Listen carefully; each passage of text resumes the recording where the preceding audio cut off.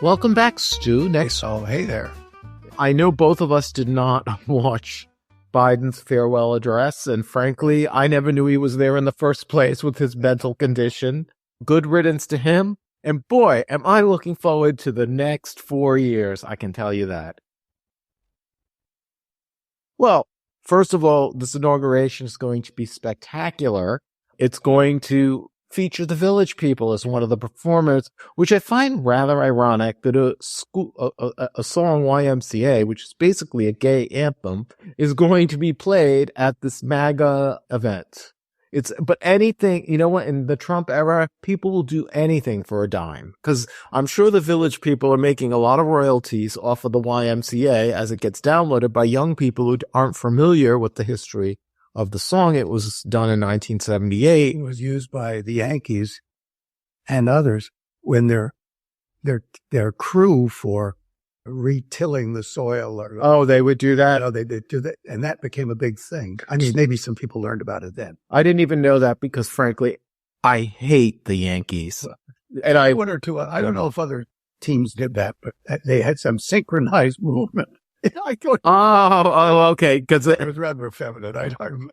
Wow. Anyway. Well, before we launch into what has happened and what's to come, I wanted to revisit a topic from last week because we discussed the tragic disaster that's going on in Los Angeles, and it seems to be subsiding now, but the damage has been done. And there was some things that we didn't mention the last time that I wanted to bring up, which is Karen Bass, the mayor, who has not equipped herself well during this crisis. We mentioned how she was absent in Ghana attending an inauguration. How that had anything to do with her duties as mayor is beyond me. And left when there were already warnings of significant upcoming travail. Well, in 2020, she was in Congress before this, and she was actually under consideration to be one of Biden's VP instead of Kamala, but she was passed over because she was too radical even for Biden. But when she ran for mayor in 2022, she promised that she was not going to leave Los Angeles until the homeless crisis was solved. Now we know that not going overseas. Yeah, and apparently she left the country a number of times. She's been to Ghana twice in 2023, 2024 during the most recent notorious trip. She went to Mexico City, I believe, in 2023. She went to Israel in 2023, and she went to Paris this summer a couple of times for the Olympics. So she obviously doesn't stick to her promises because I think when she was in Congress, she fashioned herself as a foreign policy expert. And a matter of fact, during the course of her lifetime, she has visited Cuba multiple times. And also, and this is, I think I mentioned, she was passed over as the VP for Biden. And the reason being is because when Castro died, she praised him for his leadership and his impact on Cuba and the world and referred to him as a champion of social justice. Now, if anyone knows what goes on in Cuba and the conditions there, they know that Castro is an oppressive dictator who has left he's long dead, but he left the island in ruins, economic ruins, social ruins. It's a vestige of what it once was. And he is certainly not a champion of social justice. Look at all the people he killed and put in prison. This is what Los Angeles elected. I can honestly tell you, not only do we need to continue the public service of urinating in front of Bill de Blasio's house, I think the same should be said for Karen Black. It might put out the fires. It might, but the only problem is she isn't there anyway. She doesn't have to be there for them to urinate or. No, but she would never know because she's traveling internationally because as a mayor, she considers herself a globetrotter. You know, this is a disgrace. It's a tragedy, and it would have been avoided if California was a better managed state. But it's one of the worst, even worse than New York, in my opinion, although we certainly have issues in New York. But let's devote some of our time to some of the things going on here in the city. Well, I just walk the streets, as you know. Oh, you're like a streetwalker.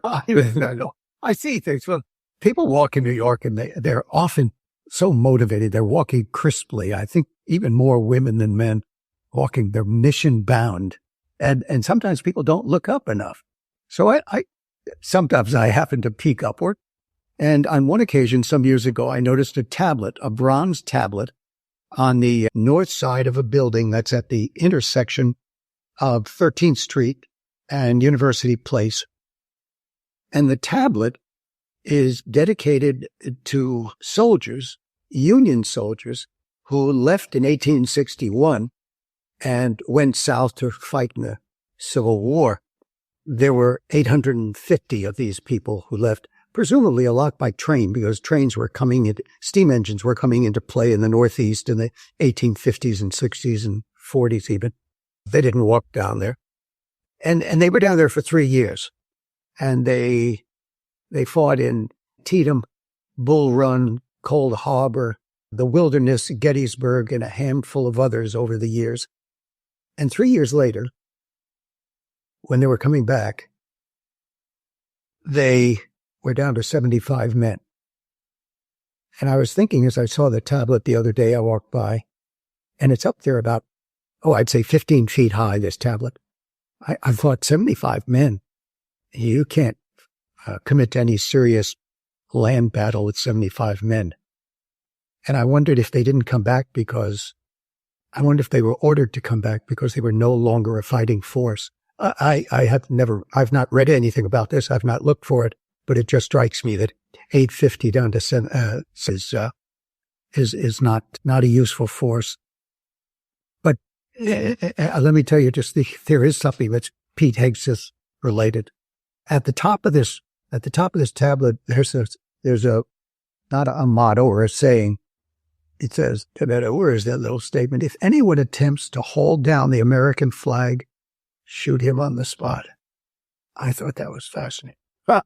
Stu, you've got a deadly side. On this kind of subject, I feel if you think of Iwo Jima and the flag and someone was coming to take down that other stuff, it just means so much. It's about the country. I don't think it's treated with that respect anymore, but that's kind of the way I see it. But so I leave you with that question. I wonder if they left because they simply had to. It sounds to me like they were decimated and yes, back. And they came back. So they come back. And all of a sudden, as I'm just thinking about this, I noticed that there are some Chinese connections to this little story I just told. Okay. One is, this plaque is on a building that's right at the corner, the southeast corner, and P.F. Chang's is there. I know, a chain. But there's a huge 11-foot tall golden. I've seen that too. It's beautiful. And it's gorgeous, and it stands in Chinese culture. That stands for strength. And I just thought that was an interesting juxtaposition with the presence of the tablet. And one other Chinese connection, oddly, during the Civil War, the later part of the Civil War, during the construction of the Transcontinental Railroad, Chinese laborers formed a heavy portion, over 10,000, of the work being done by the Central Pacific Railroad, which was the railroad going east from Sacramento. And the Chinese were often put in bad circumstances. They were hanging from baskets over granite cliffs in the Sierra Nevada, and use of the newly developed dynamite, which incorporate nitroglycerin, led to some horrible circumstances for them. And they lost probably thousands of men during the course of that construction in the Sierra Nevada. And the Chinese, and that's a whole other story about, which I'll talk about some other day, about how they've been persecuted many different ways over their time in the U.S. And then, of course, there's the other side saying these guys are now deadly serious about following their own people in New York City and working under Governor Hochul, and that there's a more devious side that's coming into play now. But anyway, that's my little story. Well, I guess there's a little juxtaposition. You had the Union fighters sacrificing themselves for their cause, and then you had the Chinese immigrants who were here basically sacrificing themselves. Right.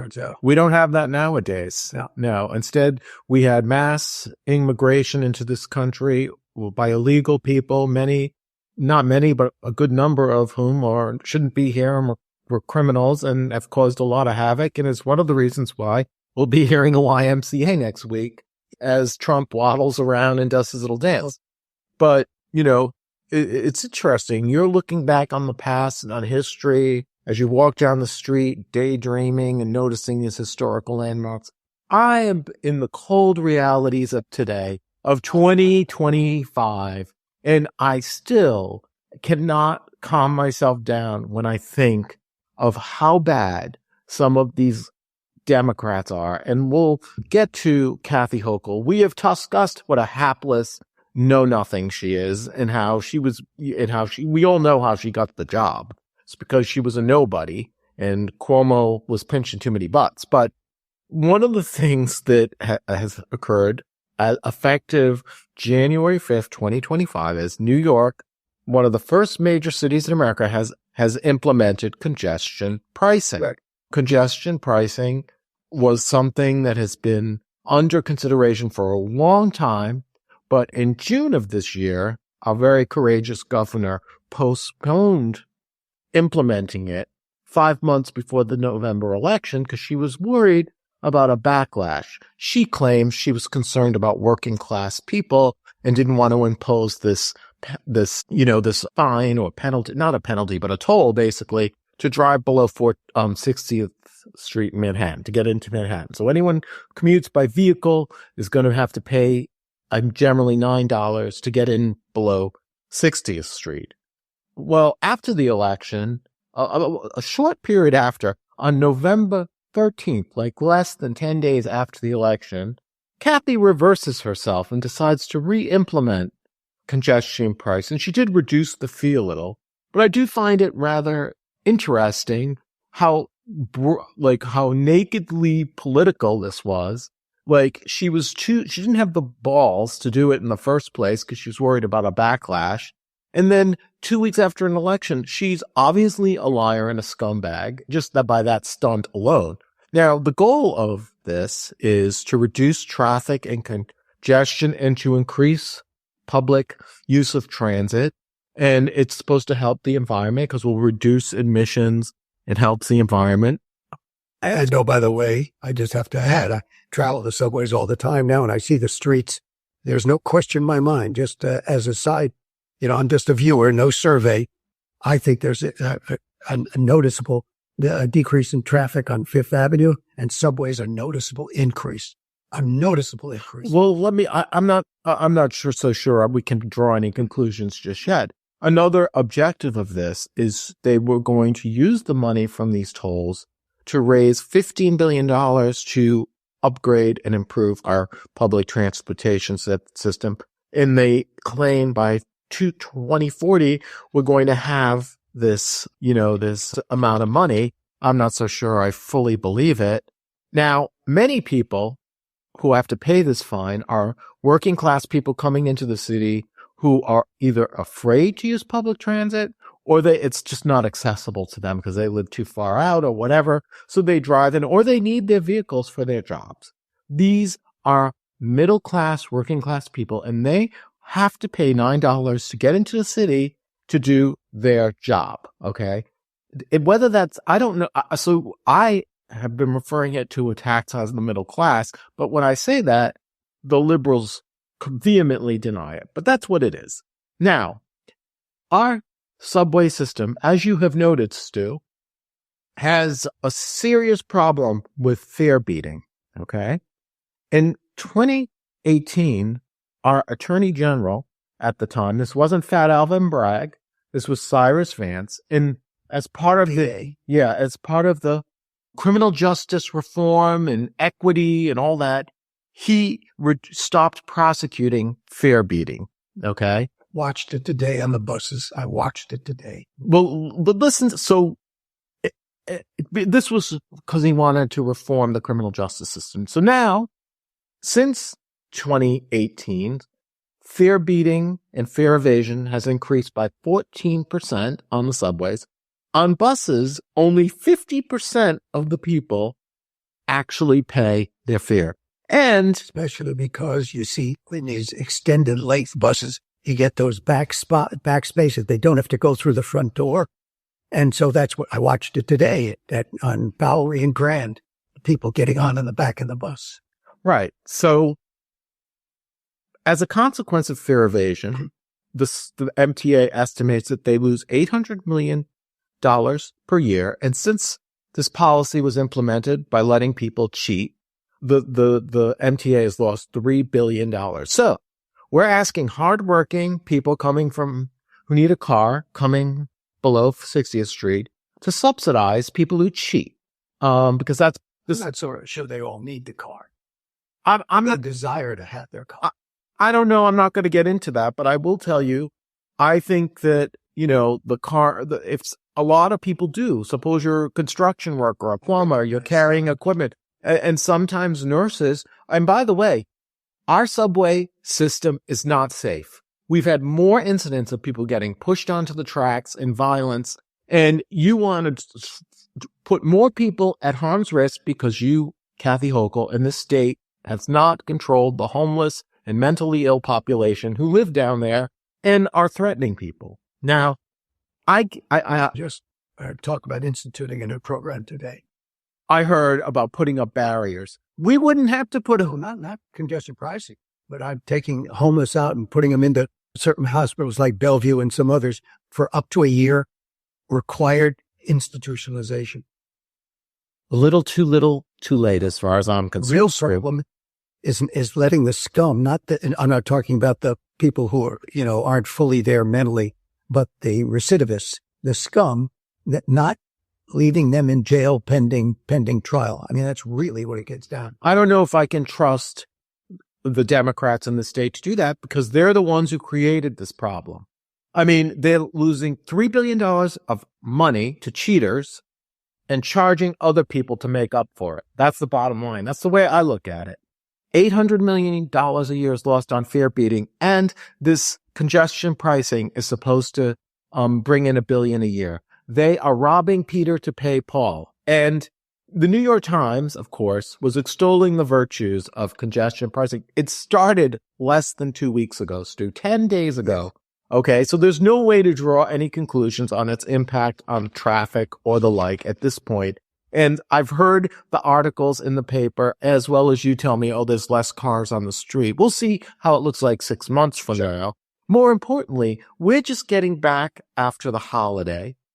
And the bottom line is, a lot of people still aren't fully back in the city. And I do not believe we have a broad enough sample to draw any conclusions. So the New York Times, in collaboration with Kathy Hochul, I'm not buying your bullshit, go to hell. And then secondly, Stu, they were also praising how well this has been rolled out and how the fares are all being collected. Well, if there's one thing Democrats know how to do, Stu, it's to collect our money. And so it doesn't surprise me that they've efficiently implemented this while people continue not to pay their fare on the subway. And it's, of course, there'll be non-fare situation with the congestion pricing as well. I think that's harder to beat because if you drive a car and there's like monitors that catch you. Yeah, but with the license plates, it's just as they do with the toll booths. That's the problem.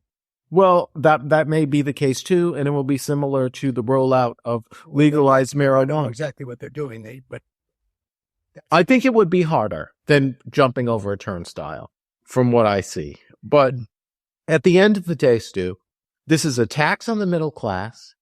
Why don't we collect fares and prosecute people for not paying it before we charge people more money to come into the city and make it even more of an unaffordable place to live?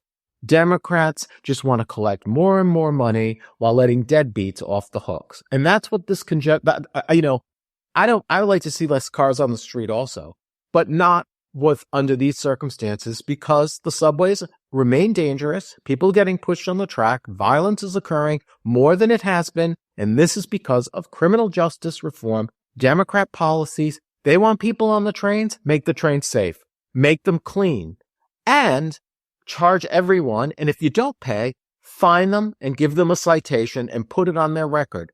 Then you'll collect enough money to keep our public transport in good shape. But that's not a logical flow of analysis. So as far as I'm concerned, Kathy's congestion pricing flip-flop is another example of why she is a terrible governor, further running the state into the ground. Okay. No, I don't consider her a worthwhile leader.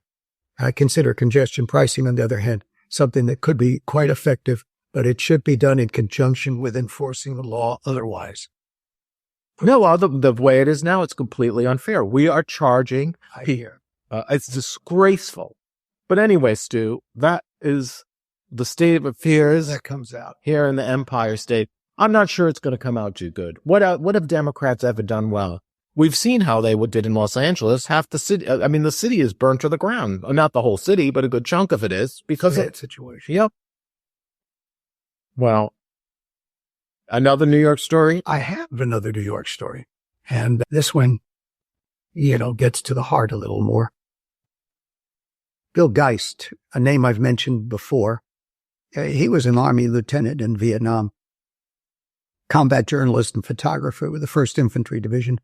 I worked in the public information office in Nam with Bill over there in 1969. In the 1980s, Bill worked for the New York Times. He had a column.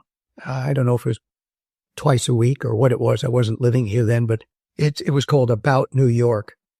And years later, he became a regular contributor to the CBS Sunday morning TV show, CBS News. And his son, Willie Geist, is an MS, well-thought-of kind of person. So, 1985, I'm living in San Jose, California. I happened to see a byline in the New York Times for William Geist. I confirmed that it was he, and years later walked into the New York Times, and was just allowed to walk upstairs and see if I could find him. You can't imagine that'd be that freedom of entry anymore. But at any rate, that particular article he wrote was about a fellow named Eugene Lang, multimillionaire businessman.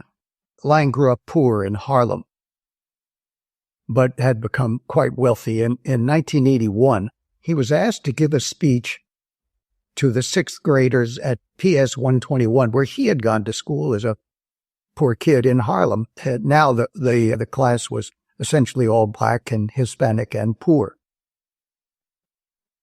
He goes on stage, he has a speech prepared, and he puts away the speech, and he looks out at them, and he knows that speech about win one for the Gipper, do well, try hard, might not make a lot of sense or might not have much meaning to the sixth graders in the school, in the class. And he said, instead, I will pay for college tuition for all of you. Well, apparently this was what Bill was writing about in 1985. Apparently he was mobbed. Parents came up on the stage, kids came up on the stage, teachers. Hard to imagine such a thing going on at that time and under those circumstances. And yes, he told the kids about Martin Luther King's I Have a Dream speech, and he urged the kids to have their own dreams. This man was a philanthropist for many years, and one of the things he did was create the I Have a Dream Foundation, now well known. A couple of his remarks that were mentioned in Bill's article, they're powerful to be pointed. Lang said, naked money can be arrogant, and I think that's true. And so he decided to supplement that with some social context. He visited with kids. He followed them. He had a fellow hired to follow their work, their homework habits and the like, meet with their parents. One other thing he said that I touched by, I don't like to see a bridle put on a human spirit. That's just a wonderful thought. Now, one thing from a kid who was on the other side of this, the kids in the audience hearing this, and a year or two later when they were in the midst of this working hard effort that they had to make. One kid said, my mother is always after me about homework. She says, if I blow this opportunity, she'll kill me. I think that's delightful, but that's the kind of attitude you need. The parents were enthusiastic because they saw hope out of their despair, out of their poverty. And I don't know how many went on to graduate and what they've done. I couldn't find that kind of number. But I do know that many of them graduated from Swarthmore, where Lang went, Hunter College, Rensselaer Polytechnic Institute, CUNY, and Barnard, among others. Okay, next act. I was moved by this when I read it. I really was. And I remember saying the public has to get involved with supporting education, not just government. They're not willing necessarily or unable to take care of it on their own. And when I was living in New York, I began doing small, tiny things in San Jose, but meaningful to me, but tiny, not worthy of the Eugene Lang stuff. But when I got to New York, I learned a few years later about this place called the Manhattan Comprehensive Night and Day School. It's on 2nd Avenue between 14th and 15th. And it is what it says. It's not just a daytime school, but it was for people who wanted to get a high school diploma, not a GED. They were volunteers. They were volunteering to be there, but they had aged out of high school or otherwise had social situations. Some of them needed to work so their parents could survive, so they had rent. They all had reasons why they couldn't go to a normal high school, including the age-out situation. And so when I learned about the school, talked with the principal, I just became moved by it. And I said, I want to put aside a little money for an annual thing to a student to be chosen by the staff, by the faculty. The person has to be in the top 10% of his graduate or her graduating class, has to have a need for money. Well, they all did. And he has to want, or she has to want to attend a college that fall. And they have to have character, but that's to be determined by the faculty. And I said, I want to meet the kid and I want to attend graduation. And I probably want to try and have some further communication after graduation. So I go on this one graduation day, and it's filled with students, exuberance. And up on the top, there's a ring, a running track. It's a very old building, a very old continuously operational school. And there are people in their native garb, some African. And you could see the pride in these people that their kid was going to graduate from something. And up to the podium goes the selection for my award. But he that year was also the valedictorian of the class. And I looked at him as he stood up there, black kid. And he had no hands. He had prosthetic devices. And those devices were provided by donors, people who were helpful and supportive of Manhattan Comprehensive Night and Day School. And I said, good God, look at what he's doing. And he's all smiles. And look at where he's going. Look at the path he's on. And I say to people, I just think this is food for thought.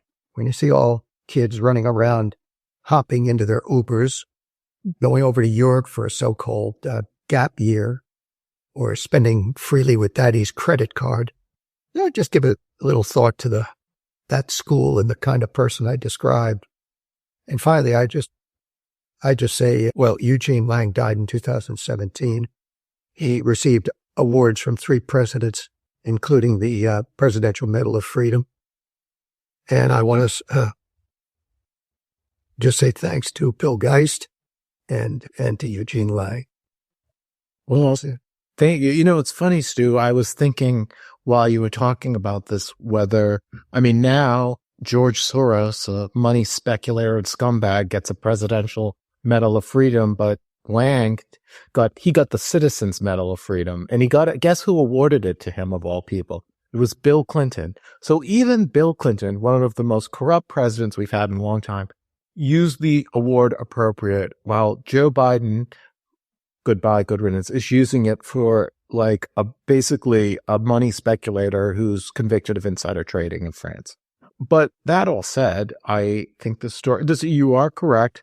I only wish that there were Ubers when I was younger, because I would be on one and I did not go abroad on my daddy's credit card. Only if, but no, what the story kind of goes to show is that, people have obstacles in life and they don't let it get in the way. They can do things. Now, did the valedictorian, where did he go to college? I don't think he meant. I don't know. Oh, you don't know? I don't know. Well, it was fine. That's an interesting thing, but it became difficult to follow some of these people. I said to my connection there, I said to the lady in the development area, I said, look, I'd like to be able to give a little something extra to these kids if they do okay in college. I don't want to commit to a certain amount, but I want to be made aware if the kid wants to do it.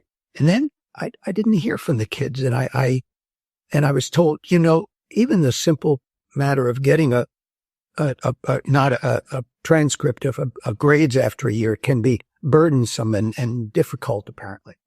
Well, and so I was disappointed. When we set you up on social media, Stu, with your Instagram account, we're going to track down all these people because you have no idea how many people come out of the woodwork from your past. And a lot of them are people like, why are they even contacting me? They didn't like me at the time, and now they want to be friends with me on social media. I'm only friends with some of them so I can see how bad they look compared to me, because I am that petty. But, good for you and good for Eugene Lang. There's still some power and some humanity in this world. And I think the I Have a Dream Foundation is still ongoing. Yeah, it's a big deal, yeah. Well, it was once again good to talk to you, Stu. And until next week. Bye.